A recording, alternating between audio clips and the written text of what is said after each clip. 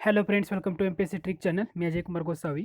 परीक्षेला विचारल्या जाणाऱ्या महत्त्वाच्या योजना याची सिरीज सुरू आपण केली होती. यातला आपण दुसरा भाग पाहणार आहोत. पहिला भाग कव्हर केलेला आहे, त्याच्यामध्ये बऱ्याचशा महत्त्वाच्या योजना डिस्कस केलेल्या आहेत. दुसऱ्या भागामध्ये पण महत्त्वाच्या योजना सर्व सेक्टर कव्हर करण्याचा प्रयत्न केला जाणार आहे.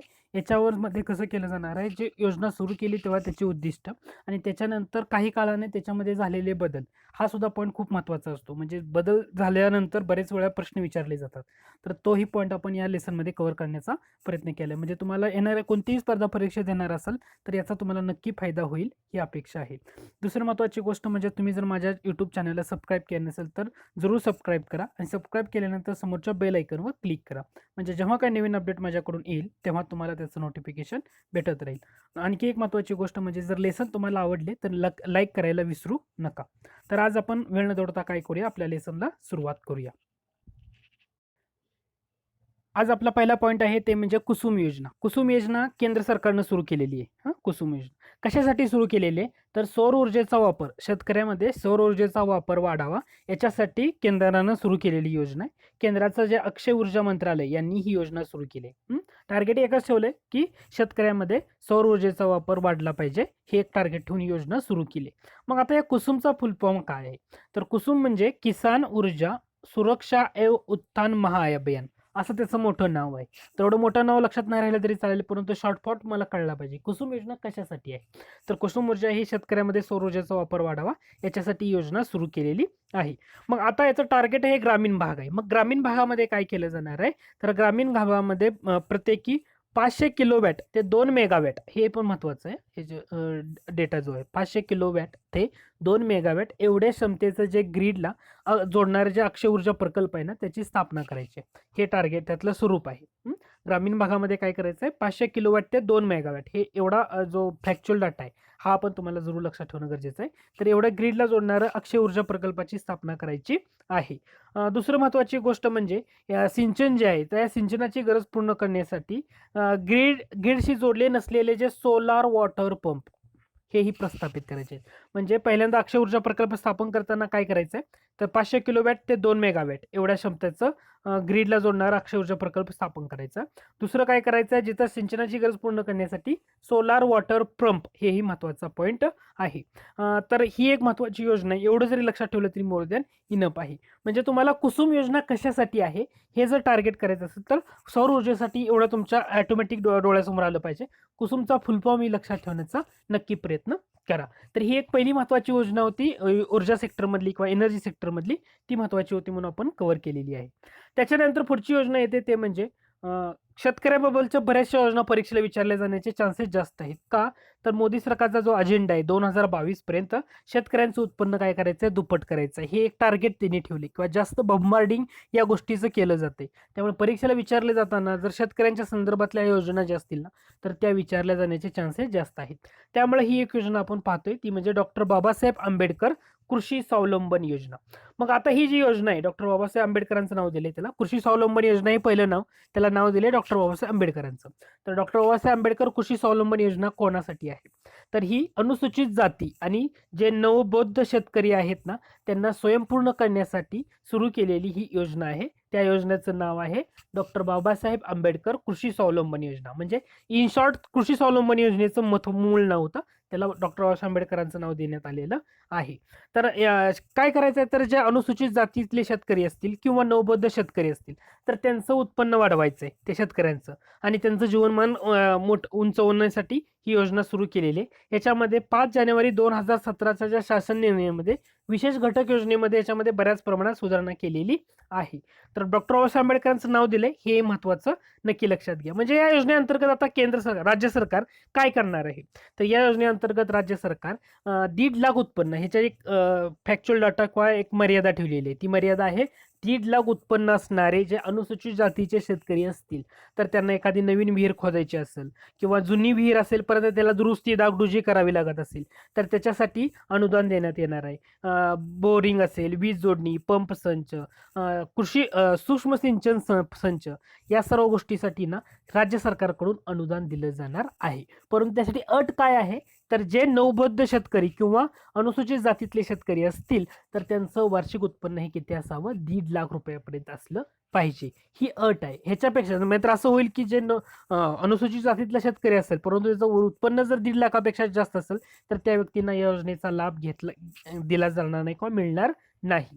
तर आता 2018-19 मध्ये अपडेटेड आकडेवारी काय आहे, तर ही राबवण्यासाठी किती निधीला मान्यता देण्यात आली, म्हणजे 2018-19 मध्ये ही योजना राबवण्यासाठी निधी मंजूर झालाय 236,59,64,64,000. किती 2018-19 मध्ये किती निधी मंजूर झालेला आहे, 236,59,64,64,000 एवढा निधी ह्याच्यामध्ये मंजूर झालेला आहे. मग आता याच्यासाठी कोणतं मंत्रालय कार्यरत करण्यात आले, म्हणजे कोणत्या मंत्रालयाच्या अंतर्गत या योजनेचं जास्त करून अनालिसिस किंवा त्याची इम्प्लिमेंटेशन केलं जाणार आहे. तर हा जो निधी मिळालेला आहे हा निधी सामाजिक न्याय व विशेष सहाय्य विभाग याच्यातर्फे संबंधित जो झेडपी असेल, जिल्हा परिषद असेल, तर त्यांना हा वितरित केला जाणार आहे. त्यानुसार त्या शेतकऱ्यांना दिला जाणार आहे. मग इंटरमिडिएट जी महत्वाची संस्थांमध्ये महत्वाचे घटक येतो तो म्हणजे झेडपी आहे. म्हणजे एक लक्षात असू द्या की सामाजिक न्याय व विशेष सहाय्य विभाग, आणि त्याच्या माध्यमातून मग झेडपीच्या माध्यमातून काय केलं जाणार आहे, जे अनुसूचित जाती किंवा नवबौद्ध शेतकरी असतील तर त्यांच्या खात्यामध्ये तो निधी वर्ग केला जाणार आहे. तर अशा प्रकारची डॉक्टर बाबासाहेब आंबेडकर कृषी स्वावलंबन योजना. लक्षात काय ठेवायचंय, नवबौद्ध शेतकरी आणि अनुसूचित जाती शेतकरी यांच्यासाठी त्यांचं जीवनमान उंचवण्यासाठी, परंतु त्याच्यासाठी अट आहे ती म्हणजे 1.5 लाख उत्पन्नाची अट आहे. 1.5 लाख उत्पन्नाची अट आहे. म्हणजे एखादी नवीन विहीर खोदणे किंवा जुन्या विहिरीची डागडुजी करणे ह्या गोष्टी तुम्हाला जरूर लक्षात राहतील. आणि मंत्रालय किंवा विभाग कोणता, तर सामाजिक न्याय व सहाय्य विभाग याच्यातर्फे हे इम्प्लिमेंट केलं जाणार आहे थ्रू झेडपीच्या. ओके. त्याच्यानंतर आपली पुढची योजना येते ते म्हणजे सुकन्या समृद्धी योजना. आता सुकन्या समृद्धी योजनेमध्ये परीक्षेला लेटेस्ट झालेली जी होती त्याच्यामध्ये प्रश्न विचारला गेला होता. रिझन एकच होतं, कारण 1 ऑक्टोबर 2018 मध्ये त्याच्यामध्ये काहीतरी चेंजेस झाले होते, त्यामुळे ते प्रश्न विचारला गेला होता आता झालेल्या परीक्षेमध्ये. मग आता सुकन्या समृद्धी योजना कुठं त्या योजनेचं खातं कोणत्या ह्याच्यामध्ये उघडता येतं, तर हे बँकेमध्ये पण याचं कोणती राष्ट्रीयकृत बँक असेल याच्यामध्ये सुकन्या समृद्धी योजनेचं खातं उघडता येतं, किंवा पोस्ट ऑफिसमध्ये मुलीच्या नावाने या योजनेचं खातं उघडण्यात येतं. किमान रक्कम ही 1,000 होती जेव्हा योजना सुरू केली. त्याच्यामध्ये जे अपडेट झालेली माहिती आहे ती मी पुढे देणारच आहे. अगोदर जी योजना सुरू केल्यानंतर काय काय गोष्टी होत्या ते आपण पाहूया. दुसरं महत्वाची गोष्ट म्हणजे जेव्हा योजना सुरू झाली होती तेव्हा ते खाते ना मुलीच्या जन्मापासून केवळ 10 वर्षापर्यंतच उघडता येतं हे डिक्लेअर करण्यात आलं होतं. आणि एका वर्षामध्ये या खात्यामध्ये मॅक्झिमम किंवा कमीत कमी किती रक्कम जमा करता येईल हे सांगण्यात आलं होतं. तर ह्याच्यामध्ये 1,000 रुपये किंवा अधिकाधिक, म्हणजे मिनिमम 1,000 तर तुम्हाला ठेवावीच लागतील, किंवा अधिकाधिक 1.5 लाख रुपये जमा करता येतील असं सांगण्यात आलेलं होतं. म्हणजे केवळ जेव्हा योजना सुरू झाली होती तेव्हा. मग याच्यामध्ये एखादा पालक असेल तर आपल्या केवळ किती मुली करता हे खातं उघडू शकतो, तर हे फक्त 2 मुली करता, म्हणजे एका पालकाला 3 जर मुली असतील तर फक्त 2 मुली करताच हे खाते उघडू शकतो. आणि दोघींच्या खात्यामध्ये एका वर्षामध्ये प्रत्येकी किंवा जास्तीत जास्त किती रक्कम भरू शकतो, तर दोघींच्या खात्यामध्ये एका वर्षात 1.5 लाख यापेक्षा त्यांना अधिक रक्कम भरता येणार नाही, हे ह्याच्यामध्ये अगोदर सांगितलं होतं. दुसरं महत्वाची गोष्ट म्हणजे जर दुसऱ्यांदा जुळी मुली झाल्या तर तिसऱ्या मुलीकरता हे खातं उघडलं जाऊ शकतं का, तर त्याचं उत्तर आहे हो. आणि हे जी रक्कम आहे म्हणजे मुलगी 21 वर्ष परिपक्व झाल्यावर त्याला ते रक्कम दिली जाते. दुसरं महत्वाची गोष्ट म्हणजे 18 वर्षानंतर, म्हणजे 18 वर्षाची मुलगी झाल्यानंतर शिक्षणासाठी काही खर्च असेल किंवा लग्नाचा खर्च असेल याच्यासाठी सुद्धा त्या खात्यामधली 50% रक्कम काढता येईल, हेही सरकारनं अगोदर सांगितलं होतं. त्याच्यासाठी लागणारी कागदपत्र, जन्माचा दाखला, निवासी ओळखपत्र असे बरेचसे कागदपत्र त्यासाठी होती. दुसरं महत्वाची गोष्ट म्हणजे पुढचा एक महत्वाचा पॉईंट तो म्हणजे वयाच्या 10 वर्षानंतर, हे लक्षात घ्या, वयाच्या 10 वर्षानंतर मुलगी स्वतःचं आपलं खातं हाताळू शकते, हे त्यातील महत्वाची एक गोष्ट आहे, हे लक्षात घ्या. आणि आणखी एक महत्वाची म्हणजे किमान 1,000 रुपये तुम्हाला त्या योजनेमध्ये भरायचं आहे.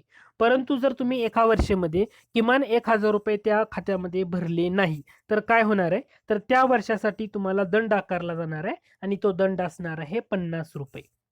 50 रुपये. मात्र दंडाच्या रकमासह 14 वर्षापर्यंत कधीही हे खाते पुन्हा सुरू करण्याची तरतूद दिलेली होती. तर म्हणजे जर 1,000 रुपये मिनिमम भरायचे होते ते जर तुम्ही भरू शकला नसाल तर तुम्हाला 50 रुपये दंड आकारला जाईल, हे सांगण्यात आलेलं होतं. म्हणजे हे डिसेंबर 2014 मध्ये सुकन्या समृद्धी योजना सुरू केली होती, म्हणजे मुलींचं शिक्षण आणि त्यांच्या विवाहाच्या तरतुदीसाठी एक अल्प बचत व्हावी या उद्देशानं सुरू केलेली ही योजना होती.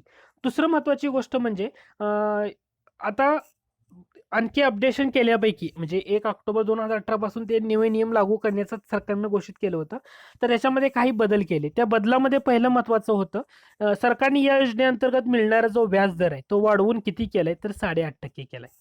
नवीन अपडेशन जे 2018 मध्ये सरकारकडून केले गेले तर ते आहे, व्याजदर जो दिला जाणार आहे याच्या योजनेअंतर्गत तो 8.5% आहे व्याजदर. आणि हे जे नवे व्याजदर असतील ना तर 1 ऑक्टोबर 2018 पासून लागू झालेले आहेत.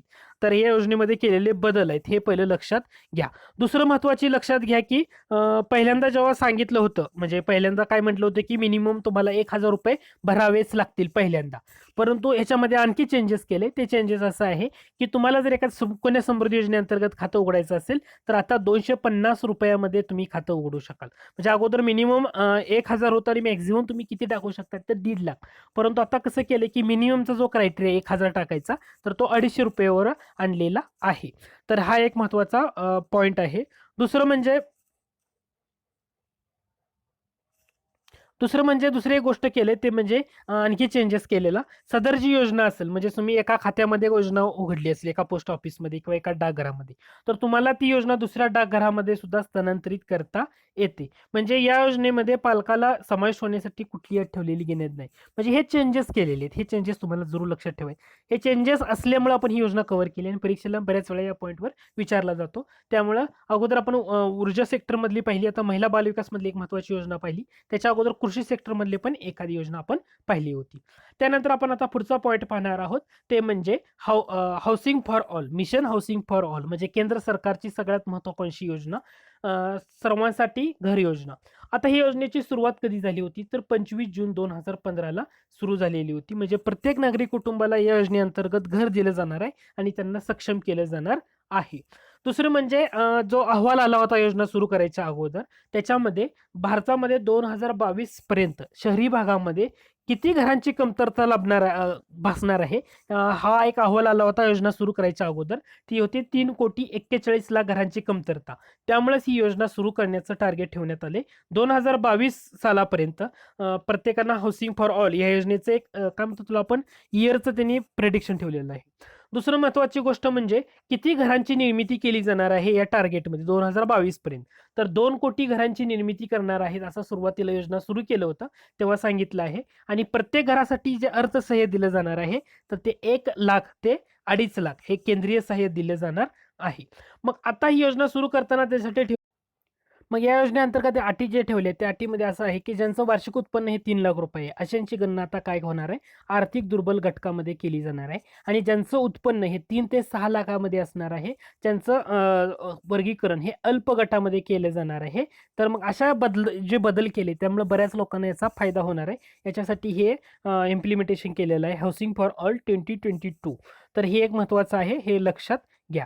दुसरं महत्वाची गोष्ट ह्याच्यामध्ये केलेले बदल, नागरी वस्तीतील राबवण्यासाठी केलेला बदल. त्यामध्ये पहिला बदल होता तो म्हणजे झोपडपट्टीमधले जे रहिवासी आहेत तर झोपडपट्टीतल्या रहिवाशांना अल्प उत्पन्न गटामध्ये म्हणजे मोडतील म्हणजे, तर त्या लोकांसाठी आता काय केलं जाणार आहे सरकारनं सांगितलं होतं तर प्रत्येक घरामागे केंद्र सरकार 1,00,000चं अनुदान दिलं जाणार आहे. मग ही योजना जेव्हा सुरुवात केली ती 25 जून 2015 ला, तर ही योजना 1,00,000हून जास्त लोकसंख्या असणारे जे 500 अ वर्गामध्ये असणारी शहर आहेत म्हणजे त्याच्यामध्ये येणारी 4,041 म्हणजे 2011ची जी जनगणना पाहिली तर त्याच्यानुसार हा आकडा येतो 4,041. आता वाढू बी शकेल कारण 2021च्या जनगणनेनंतर तो आपल्याला एक्झॅक्टली आकडा समजेल. परंतु जेव्हा ती योजना सुरू केली होती तर 2011च्या जनगणनेनुसार 4,041 ज्या नगरपालिका महानगर शहराप्रमाणे नगरपालिका महानगरपालिका कॅम्पस या सर्व सेक्टरमध्ये ही योजना राबवण्यात येणार आहे. मग या योजनेअंतर्गत दिलं जाणारं आता ही योजनेअंतर्गत दिलं जाणारं जे घर असेल तर ती घर कोणाच्या नावावर असेल तर पहिल्यांदा स्त्रीच्या नावावर असणार आहे किंवा नवरा बायकोच्या संयुक्त नावावर हे घर दिलं जाणार आहे. दुसरं महत्वाची गोष्ट म्हणजे या योजनेअंतर्गत जे कर्ज दिले जाणार आहे त्यासाठी असणारा व्याजदर, तर सुरुवातीला योजना सुरू केली होती तेव्हा तो 6.5% व्याजदर सांगितला होता. आणि जो कर्ज परतफेडीचा जो कालावधी असेल तर तो 15 वर्षाचा असेल. जेव्हा ही योजना एक महत्वाची आहे केंद्र सरकारची योजना सुरू केली होती तेव्हाची. त्याच्यानंतर आपला पुढचा पॉईंट येतो तो म्हणजे पंतप्रधान शेतकरी सन्मान योजना. कोणता पॉईंट आहे आपला? पंतप्रधान शेतकरी सन्मान योजना. तर आता हे कोणासाठी लाभार्थी कोण असणार आहे या योजनेमध्ये? ज्यांचं शेतीचे 2 हेक्टरपर्यंत मर्यादा असलेले जे गरीब कुटुंब असणारे किंवा बळी शेतकरी किंवा अल्पभूधारक शेतकरी यांच्यासाठी योजना सुरू केली आहे, पंतप्रधान शेतकरी सन्मान योजना. मग या योजनेचं स्वरूप काय आहे? तर प्रत्येकी ₹2,000 3 हप्त्यामध्ये शेतकऱ्यांच्या खात्यात जमा केलं जाणार आहे. दुसरं महत्त्वाची गोष्ट म्हणजे याचा लाभ किती शेतकऱ्यांना होणार आहे? तर देशामध्ये असलेले 12 कोटी जे अल्पभूधारक शेतकरी आहेत, तर त्यांना या योजनेचा लाभ होणार आहे. पूर्वलक्षी प्रभावाने ही योजना लागू होणार आहे, हे लक्षात घ्या. दुसरी महत्त्वाची गोष्ट म्हणजे सरकारनं असं सांगितलं होतं, की 31 मार्च 2019 पर्यंत पहिला हप्ता शेतकऱ्यांच्या खात्यामध्ये जमा केला जाणार आहे. परंतु याचं इम्प्लिमेंटेशन व्यवस्थित झालेलं नाहीये. आणखी महत्त्वाची गोष्ट म्हणजे याच्यासाठी केलेली तरतूद. तर 2019-20 मध्ये सरकारनं 75,000 कोटी रुपये या योजनेसाठी तरतूद केलेली आहे.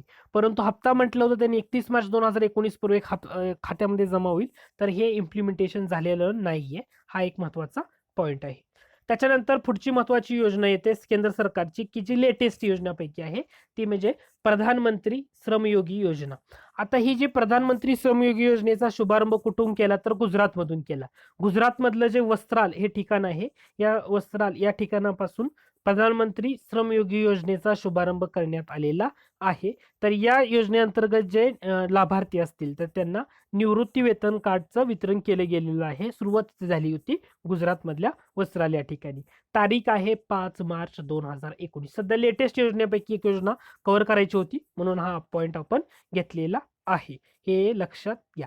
मग आता या योजनेच्या स्वरूपामध्ये जर तुम्ही पाहिलं, तर ही योजना किती लोकांसाठी फायदेशीर आहे? तर देशामध्ये असंघटित क्षेत्रामध्ये कार्य करणारे असणारे 42 कोटी कामगारांना या योजनेचा लाभ मिळणार आहे. म्हणजे 42 कोटी कामगारांना या योजनेचा फायदा होणार आहे. मग या योजनेच्या अंतर्गत स्वरूपामध्ये त्यांनी काय सांगितलेलं आहे? कामगारांना जे या योजनेअंतर्गत असंघटित क्षेत्रातील पाहिजेत हं. असंघटित क्षेत्रातल्या कामगारांनी जर या योजनेअंतर्गत नोंदणी केली, तर त्यांना वृद्धापकाळामध्ये ₹3,000 मासिक निवृत्ती वेतन निश्चित निवृत्ती वेतन मिळेल असं सांगण्यात आलेलं आहे. म्हणजे असंघटित क्षेत्रातील जे कामगार असतील त्यांच्यासाठी सुरू करण्यात आलेली निवृत्ती वेतन योजना असं आपण म्हणू शकतो. म्हणजे असंघटित क्षेत्रातील 25% म्हणजे देशातल्या सर्वात गरीब 25% जनता येते असंघटित क्षेत्रामध्ये काम करणारी. तर त्यांना या योजनेचा लाभ मिळणार आहे, हे लक्षात घ्या. मग आता याच्यामध्ये काही महत्त्वाच्या स्वरूपामध्ये 2 पॉइंट केलेत. एक म्हणजे 18व्या वर्षी जर योजना सुरू केली तर काय होईल? आणि 20व्या वर्षी योजना सुरू केली तर काय होईल? तर 18व्या वर्षी जेव्हा योजना सुरू कराल, तर तुम्हाला दरमहा ₹55 या योजनेमध्ये जमा करावे लागणार आहेत आणि 60 वर्षापासून तुम्हाला दरमहा ₹3,000 ची पेन्शन दिली जाणार आहे. हा पहिला पॉइंट झाला. दुसरा पॉइंट काय आहे? जर तुम्ही 29व्या वर्षी जर योजना सुरू केली, हां, मी मगाशी 20 म्हटलं होतं. 29व्या वर्षी जर योजना सुरू केली, तर दर महिन्याला तुम्हाला ₹100 योजनेमध्ये जमा करायचे आहेत आणि 60 वर्षापासून तुम्हाला ₹3,000 ची पेन्शन दिली जाणार आहे. त्यामुळे ही एक योजना केंद्र सरकारची महत्त्वाकांक्षी योजनामधली एक आहे. हे नक्की लक्षात घ्या. ओके. आय होप का हा पॉइंट तुम्हाला क्लिअर झाला असेल. त्याच्यानंतर केंद्र सरकारच्या योजनांपैकी सगळ्यात महत्त्वाची का? तर सध्या निवडणुकाचं वार आहे. त्यामुळे ही एक योजना होती. त्या योजनेचं नाव आहे निवडणूक बंद योजना. म्हणजे राष्ट्रीय मतदार दिवस भारतामध्ये कधी सेलिब्रेट केला जातो? 25 जानेवारीला. म्हणजे निवडणूक आयोगाची स्थापना 25 जानेवारी 1950ला झालेली, बरोबर? मग 25 जानेवारी हा राष्ट्रीय मतदार दिवस म्हणून सेलिब्रेट केला जातो, हे लक्षात घ्या. 24 जानेवारी राष्ट्रीय बालिका दिवस आहे. तर आता निवडणूक प्रक्रिया अधिक पारदर्शी करण्याच्या उद्देशानं भारत सरकारनं ही योजना एका अधिसूचनेद्वारे जारी करण्यात आहे. राजपत्रितल्या अधिसूचनेद्वारे निवडणूक बंद योजना जारी केलेली आहे. का असं केलेलं आहे? तर निवडणूक निधीची जो व्यवस्था आहे त्याला पारदर्शी बनवण्याचा उद्देश ठेवण्यात आलाय आणि याच्यामध्ये जे बंद आहे, निवडणूक बंद, याचं जे पहिले शृंखला होती ना, तर 1 मार्च 2018 पासून याची सुरुवात केलेली आहे. हे लक्षात घ्या. तर 1 मार्च ते 10 मार्च या कालावधीमध्ये पहिली शृंखला, निवडणूक बंदची पहिली शृंखला वितरित करण्यात आलेली आहे. आता दुसरं महत्त्वाची गोष्ट म्हणजे निवडणूक बंद कोण खरेदी करू शकतो? तर निवडणूक बंद हे केवळ भारताचा नागरिक एकटा किंवा जोडीनं तो खरेदी करू शकतो आणि तो जो निधीदाता असेल, तर त्यानं हे बंद खरेदी करताना कुठल्या बँकेमधून? तर भारतीय स्टेट बँकेच्या ज्या शाखा आहेत ना, त्याच्यामधून हे बंद तुम्हाला खरेदी करता येणार जाणार आहेत आणि त्यातून प्राप्त होणारी जी रक्कम असेल, तर ती संबंधित पक्षाच्या अधिकृत बँक खात्यामध्ये जमा होते, हे लक्षात घ्या. तर लोकप्रतिनिधित्व कायदा जो आहे 1951चा त्याच्यातलं कलम 29 या अन्वये केवळ नोंदणीकृत राजकीय पक्षच आणि शेवटच्या सार्वत्रिक निवडणुकीत किंवा विधानसभा निवडणुकीमध्ये 1% पेक्षा अधिक मते मिळवलेल्या पक्षांनाच या योजनेचा लाभ मिळणार आहे. म्हणजे या योजनेचे लाभार्थी कोणते पक्ष असणार आहेत हे लक्षात घ्या. त्यासाठी कायदा लक्षात घ्या, लोकप्रतिनिधित्व कायदा 1951चा त्याच्यातलं कलम 29 नुसार जो नोंदणीकृत असणारा राजकीय पक्ष असेल आणि शेवटच्या सार्वत्रिक विधानसभा निवडणुकीमध्ये 1% पेक्षा अधिक मतं ज्यांनी मिळवलेत त्यांनाच या योजनेचा लाभ मिळणार आहे. तर हे एक लक्षात असू द्या. दुसरं महत्त्वाची गोष्ट म्हणजे हे बंद जेव्हा तुम्ही खरेदी कराल, तर किती तारखेपासून वैध राहणार आहेत? तर खरेदी केल्याच्या 15 दिवसासाठी हे वैध असणार आहेत. हेही तुम्हाला नक्की लक्षात घ्या. तर ही एक महत्त्वाची गोष्ट आहे. तर एवढ्या निवडणूक बंद योजना म्हणजे या लेसनमध्ये आपण एवढेच पॉईंट पाहतोय. आय होप की लेसन तुम्हाला आवडले असेल. जर आवडले असेल तर जरूर लाईक करा. तुम्ही जर माझ्या चॅनलला सबस्क्राईब केलं असेल तर नक्की सबस्क्राईब करा. जेवढे जास्त लाईक आणि व्ह्यू येतील त्यानुसार मी ठरवेन की इथून पुढे योजनांचा सेक्टर कव्हर करायचा की नाही. पहिल्या भागाला पण अपेक्षित प्रतिसाद तेवढा मिळालेला नाहीये. जर तुम्हाला जर लेसन आवडले तर नक्की लाईक करा आणि सबस्क्राईब करा आणि व्ह्यू वाढले पाहिजे. जर व्ह्यू नाही वाढले तर मी हा जो पॉईंट आहे योजनांचा तो काही मी पुढे कंटिन्यू करणार नाही. धन्यवाद.